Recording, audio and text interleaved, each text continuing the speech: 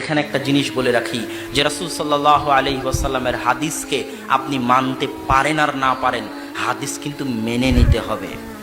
আপনি দাড়ি রাখতে পারেন আর না পারেন, দাড়ি রাখাকে মেনে নিতে হবে যে হ্যাঁ দাড়ি রাখা সুন্নাত।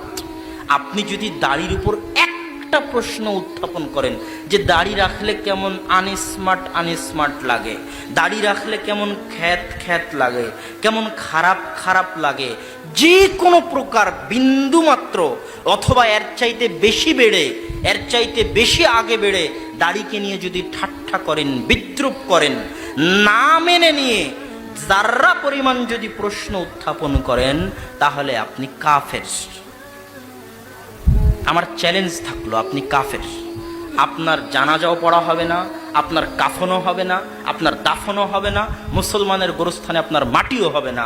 যে ইমাম আপনার জানাজা পড়াবে ওই ইমামেরও কাফের হওয়ার সম্ভাবনা আছে।